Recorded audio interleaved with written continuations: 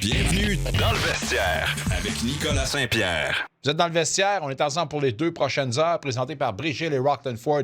De ce pas, on ouvre les portes à notre ami Renaud Lavoie.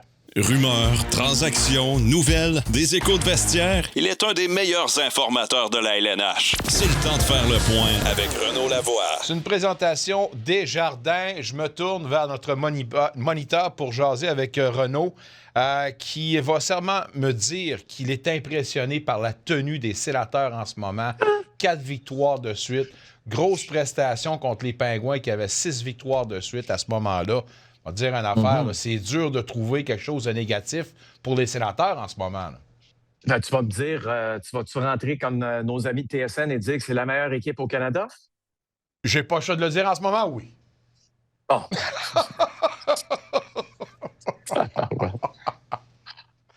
On fait nos homers un peu. Non, mais comment tu peux arriver à une conclusion comme ça? Tu comprends ce que je veux dire? Oui, mais c'est de la façon qu'ils jouent. Puis, moi, dire, là, la structure, on dit souvent que ce qui fait des bonnes équipes, c'est leur. Ben, un bon joueur, c'est leur jeu sans la rondelle. Moi, dire une affaire, les Sénateurs en ce moment sont difficiles à jouer contre. Parlez-en hier aux Pingouins qui ont eu toute la difficulté du monde à sortir de leur territoire. Honnêtement, là, la gestion du match hier là, était un des bons qu'on a vu cette année. Là. Oui, il n'y a pas de doute là-dessus, mais de là à dire que c'est la meilleure équipe au Canada, je pense qu'il y a quand même un bail. Là. On va se garder une petite gêne. Oui, c'est ça. On va juste regarder la défensive des Canadiens, puis on va aller voir celle des Sénateurs d'Ottawa. Tu es obligé de donner un avantage à la défensive des Canadiens, malgré le fait. Pas sûr, moi. Pas sûr, moi. Ah non? C'est qui ton cinquième défenseur? Mon cinquième défenseur ici, c'est Clavin. Oh, Palais. OK. Il est bon? Non, mais attends une minute. Là, tu parles de profondeur. Tu parles pas de défensive. Non, mais 1 plus 1 égale 2. Les meilleures équipes de la Ligue nationale, Nicolas, ne sont pas basées uniquement sur leurs 2 premiers trios ou encore leurs 4 premiers défenseurs. Peut-être que je me suis trompé en disant Clavin parce que le cinquième devrait être Spence et non Clavin. Alors, je vais me reprendre. Spence, le cinquième, et Clavin, ton sixième. Ce que je veux dire par là, c'est que c'est une bonne équipe, les Sénateurs. Là où je suis vraiment heureux pour l'équipe, c'est qu'enfin, on a des arrêts. OK? Puis c'est la chose la plus importante présentement pour les Sénateurs d'Ottawa parce que on peut facilement, je ne sais pas si tu vas être d'accord avec moi, on peut facilement rajouter 6 à 8 points minimum aux Sénateurs d'Ottawa dans la saison actuelle avec un gardien de but garanti. Juste normal. C'est ça la tragédie présentement pour les Sénateurs d'Ottawa. C'est que c'est une équipe qui devrait être déjà en série. Rajoute-leur 8 points. Écoute, t'es déjà en série. T'es en avant des Bruins, probablement, ou des Sabres, peu importe. Mais la tragédie, c'est est-ce que ces points perdus vont avoir un impact négatif à la fin de la saison? Je ne leur souhaite pas, absolument pas, parce qu'ils méritent beaucoup mieux que ça. Alors, chapeau aux joueurs d'avoir gardé pendant tout ce temps-là la tête au-dessus de l'eau, le calme. C'est important de ne pas se laisser décourager par la situation. Mais maintenant qu'on a des arrêts chez les Sénateurs d'Ottawa, c'est la chose la plus importante. Puis ça permet aux joueurs d'avoir une plus grande liberté là, sur la glace, si tu me permets de parler ainsi. Le discours a été tout le temps « stick with it », puis on va voir les résultats. Je pense qu'en ce moment, d'avoir « stické with it », ça leur donne raison. Mais si jamais l'équipe se rend au photo finish et s'en va en série, on n'a pas le choix de mettre, selon toi, comme candidat du moins, Travis Green pour le titre d'entraîneur de l'année? Non, je pense pas, Nicolas. Non. Ben, pas parce que Travis n'est pas un bon entraîneur. Je te l'ai souvent vanté. Longtemps vanté depuis, justement, son arrivée avec les Sénateurs. Moi, je l'ai beaucoup aimé avec les Canucks de Vancouver. Je sais qu'il n'a pas la meilleure réputation au monde comme entraîneur, je parle. Mais c'est là où c'est peut-être problématique pour lui. Alors, il ne faut pas oublier qui vote. Ce sont les diffuseurs qui votent, OK, pour le trophée Jack Adams. Pas parce qu'il n'a pas une bonne relation avec les diffuseurs, il a une excellente relation avec eux. Mais j'ai comme l'impression que cette année, on va regarder du côté de John Cooper. Et John Cooper avec le Lightning, je pense qu'on va lui donner, si tu veux, ce trophée qu'il mérite depuis longtemps. Alors, est-ce que Travis Green pourrait être un candidat? Oui, très certainement. Va-t-il l'emporter? Je dirais que les chances sont très, très minces que ce soit lui qui l'emporte. Je ne sais pas si John Cooper essayait de mousser sa candidature quand il s'est Ah présenté en chess à la série des stades. Mais coudonc, on va rester ça de même. Mais j'aimais le Macoudon parce que c'était là, tu sais, arriver au stade comme ça, c'est une chose. Ouais. Être derrière le banc comme ça, c'en est une autre. Oui, puis d'ailleurs, on pourrait faire un lien avec le très intéressant commentaire de M. Roussel sur le TVA sport.ca.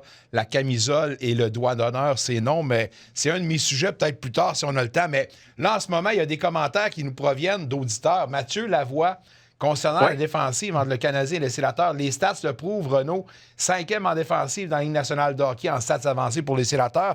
Mais de l'autre côté, je crois que c'est Mathieu qui nous écrit la différence entre la défense des Habs et des Sens. Tu prends Jensen ou Goulet, pas de débat, je prends Goulet. Ben oui, mais c'est sûr. Je veux dire, c'est pas... Et ce n'est pas un reproche du tout à la formation des Sénateurs. Au contraire. Mais, tu sais, à Montréal, j'entends présentement tabarouette. Arbor Xhekaj, il ne sert à rien. Il a joué 5 minutes hier. C'est pas vrai. C'est pas vrai. 2, il y a une raison pourquoi tu joues à 5 défenseurs. Sais-tu pourquoi?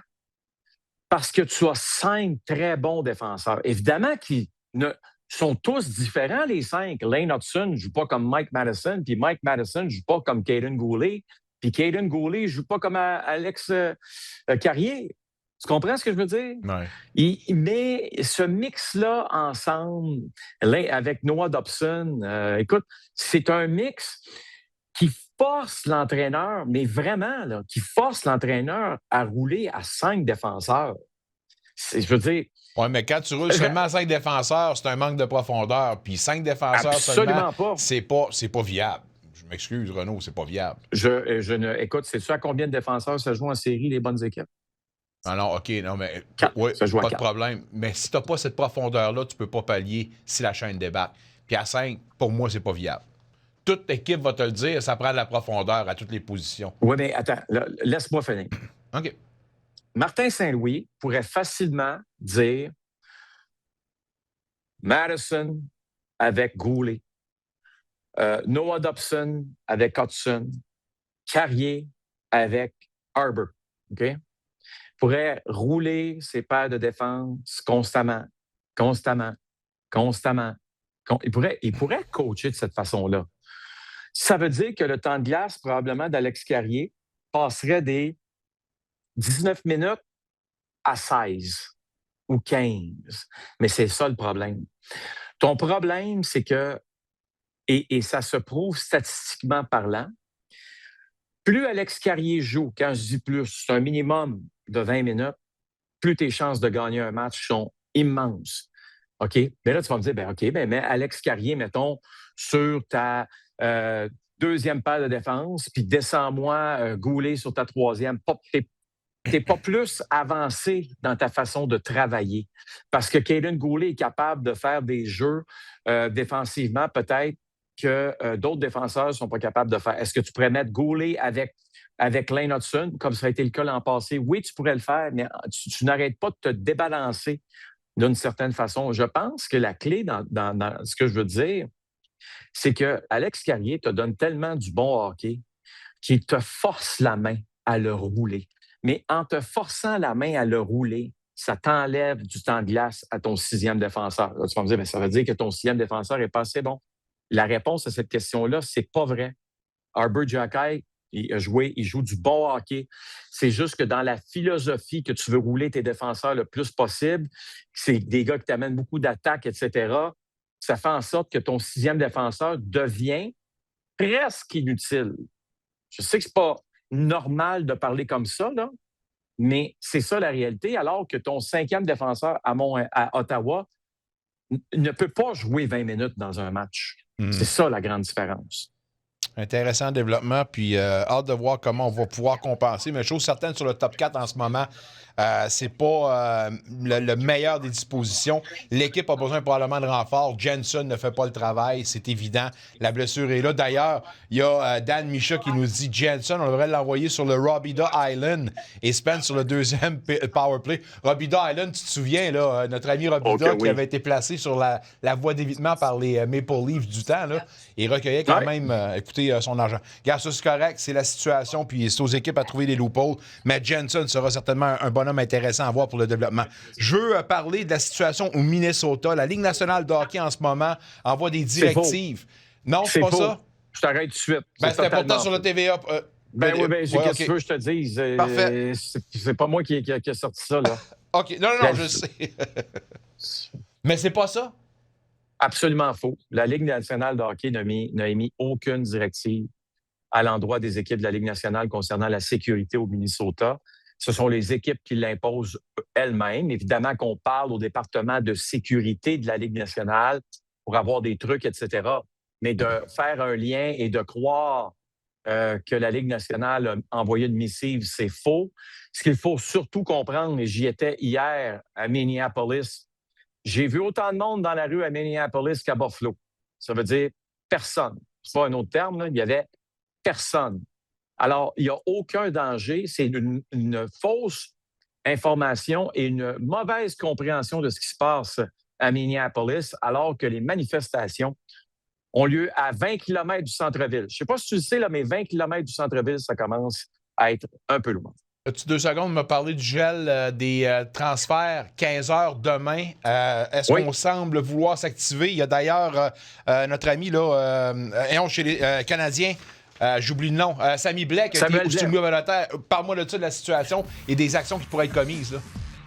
Bon, dans le cas de Samuel Blais, pourquoi on le place au balotage? C'est très simple, c'est qu'il n'a pas joué depuis le 15 janvier. Si on décide de ne pas le faire jouer encore et de le garder dans la formation, ça veut dire que là, écoute, c'est quand? Il jouera pas pendant 2 mois. C'est pas vraiment brillant non plus. On devait le placer au balotage aujourd'hui si on voulait l'envoyer à Laval. C'est parce que demain, il y a un gel des transactions à partir de 15 heures. Donc, soit qu'il est réclamé. S'il n'est pas réclamé, il s'en va jouer à Laval. Est-ce que ça veut dire que Patrick Laine va jouer le match de demain? Non. Est-ce que ça veut dire qu'il y a une transaction qui s'en vient demain? Non plus. À suivre. Salut mon chum. Je sais que t'es occupé, mais on se reparle pas plus tard que jeudi. Porte-toi bien. Un retour sportif 100% local dans le vestiaire avec Nicolas Saint-Pierre.